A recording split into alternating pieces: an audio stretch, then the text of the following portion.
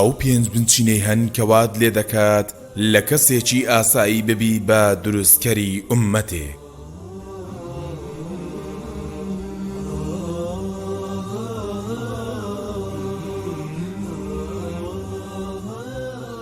بنچینە یەکەم هێزی ئێستا قووەت الئان.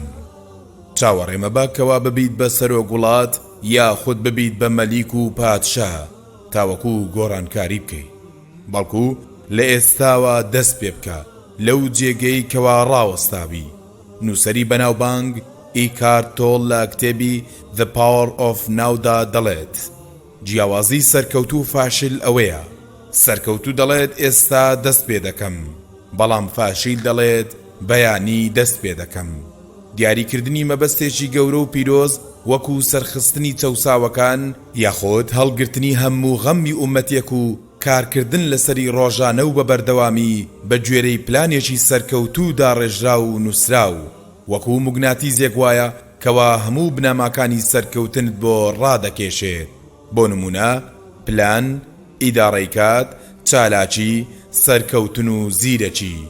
مێژوو بۆمان باز دەکات کەوا محەممەدی کوڕی عامر دامەزرێنەری دەوڵەتی عامری کەوا لە هیچ ڕوبەڕووبوونەوەیەک نەدۆڕاوە لەگەڵ خاچپەرستان کە ژمارەی جەنگەکان 57 جەنگ بوو. لە کاتێکدا سەرەتای ژیانی بە حەمباڵی دەست پێ کردووە کەلوپەلی دەگواستەوە بۆ خەڵکی.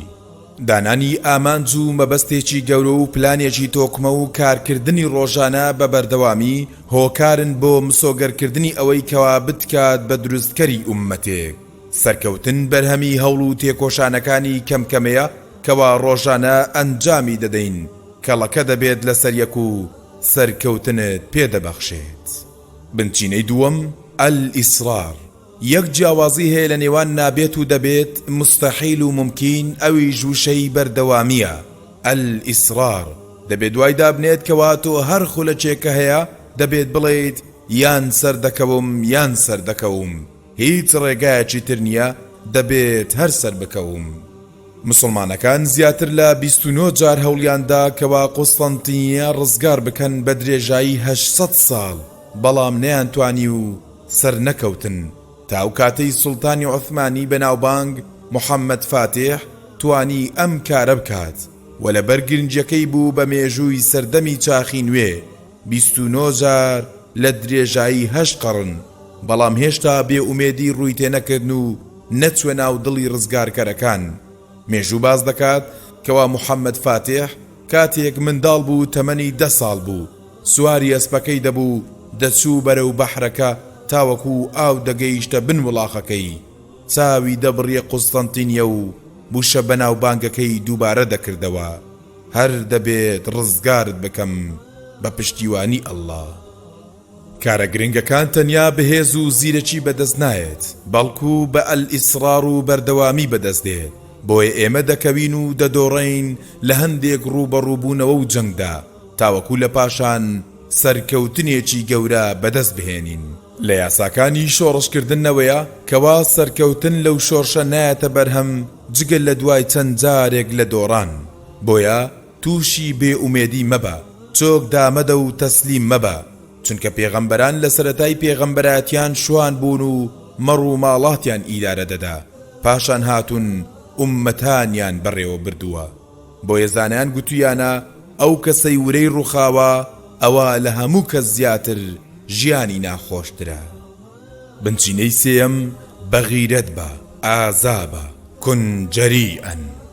ستیفن ئار کوفی لە کتێبە بەناوبانگەکەی کەوا زۆرترین کڕیاری هەیە لە جیاندا بەناوی العادات السبع للناس الأكثر فعالية، واتە ئەو حەوت عادەت و خوڕەوشتانەی ئەو کەسانەی کەوا زۆرترین کاریگەریان لەسەر دەوروبەریان هەیە. ستیفن دەڵێت کەوا دەستپێشخەری ئەلموبادەرە و ئازایەتی ئەلجوڕئە و خۆڕە پێشکردن ئەلئیقدام و حەماسەت ئەلحەماسە هەمویان ڕێچکەن بۆ یەک بنچینە کە ئەویش ئازایەتیە. لە مێژوودا نەبیستراوە کە کەسێکی ترسنۆک شکۆیەکی دروست کرد بێت، نەبۆ خۆی و نەبۆ کەس و نەبۆ ئوممەتەکەی. لە بەرامبەریشدا هیچ کاتێک لە مێژوو باسی هەر کەسێکی گەورە و سەرکردە و ڕزگارکەرێک کرابێت تەنها ئازایەتی گەورەترین سیفەتی بووە. بۆیە گوتویانە ئازایەتی گەورەترین بەهای بەبێ ڕکابەریە و هەر ئەویشە کەوا بەهاکانی تر دەپارێزێت. پێغەمبەری خوددا صلی الله عليه وسلم شمشێرێکی بەدەستەوە گرت لە ڕۆژی جەنگی ئوحود. فەرمووی چێ هەیە مافی ئەم شمشێرە بدات؟ هەمویان دەستیان بەرز کردەوە، بەڵام جارێکی تر دووباری کردەوە و فەرمووی چێ هەیە مافی بەحەق بدا؟ اینجا هەمویان دەستیان دابەزاندەوە. لەو کاتەدا ئەبوو دووجانەوتی من مافی دەدەم بەحەق و شمشێرەکەی وەرگرت و سەر و ملی مشریکەکانی پێپەڕاند. بنچینەی چوارەم دەوروبەرێکی پۆڵاین پەیدا بکە. ئەو جیدل کوتلەتە سەلبە. ئەگەر لە توانەدا نەبوو کۆمەڵە کەسانێک پەیدا بکەی کەوا حەز بە سەرکەوتن بکەن، ئەوە دەتوانی کۆمەڵێک پەیدا بکەی کەوا ڕقیان لە دۆڕاندنە.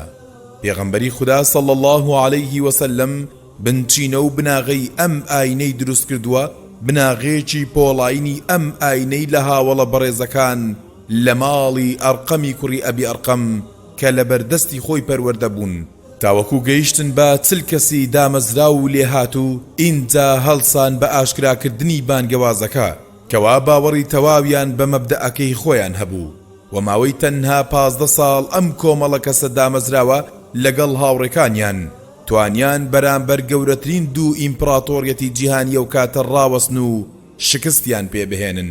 ئەوانیش ڕۆم و فارس بوون. بوونی ئەو کۆمەڵە پۆڵاینە لەگەڵ یەک کەوا هەمویان یەک باوەڕیان هەبێت بەرامبەر مەبەستێک و ئامانجێک تووشی سەرسوڕمانمان دەکات کەوا چۆن بەو شێوەیە چەندەها دەستکەوتی گەورە بەدەستدەهێنن. لەو کاتەدا لەلایەن گرنگ نییە دەستکەوتەکە بۆ چێ دەگەڕێتەوە و چێ خاوەن فەزڵە لەم کارەدا. بۆیە پێشینان گوتویانە کاتێک کۆمەڵێک چیلکەدار بەیەکەوە بەسترابنەوە زۆر ئەستەمە بتوانی بیان شکێنی. هەموو تیمێک پێویستی بە پاڵەوانێک هەیە و هەموو پاڵەوانێک پێویستی بە تیمێکی تۆکمە و دامەزراو هەیە. بۆیە بە دوای تیمێکی سەرکەوتوودا بگەڕێ، ئەگەر نەتدۆزیەوە ئەوە بەخۆ دروستیان بکە و پێیان بگەێنە. بنچینەی پێنجەم دڵسۆزی و ئەو پەڕی هەوڵدان. الئیخلاص واستیفراغ الوسع. ئەو کەسەی کەوا بەبێ دڵسۆزی کار دەکات وەکو ئەو مسافیرە وایە کەوا جانتاکەی پڕ کردووە لە بەردوو تەنیا بارەکەی قورس کردووە لە جیاتی سوود وەرگرتن تەنیا زەرەری پێدەگەێنێت. بۆیە دڵسۆزی و ئەو پەڕی هەوڵدان تاکە ڕێگای بۆ گەیشتن بە ئامانجەکان و سەرکەوتن و بە پاڵپشتیکردنی ئەڵڵا تەعالایە. کاتێک موسا عەلەیهی سەلام ڕوبەڕووی سەربازەکانی فیرعەون بوویەوە، تەنیا لە سەرەتای سوپایەکە 500,000 سەرباز هەبوون. هاوڵەکانی موسا گوتیان ئەوە ئێمە تیاچوین، چونکە پێشیان بەحر بوو، پشتیشیان سوپاکەی فیرعەون.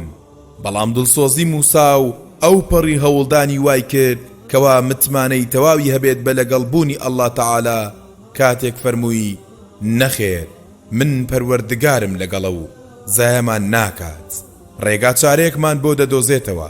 لەو کاتەدا هێزی ئەڵڵا تەعالا بەدەرکەوت و لەو دارەی کەوا بەکاری دەهێنا بۆ شوانیکردنی مەڕەکان ئەوە بەحرەکەی کرد بە دوو بەشەوە.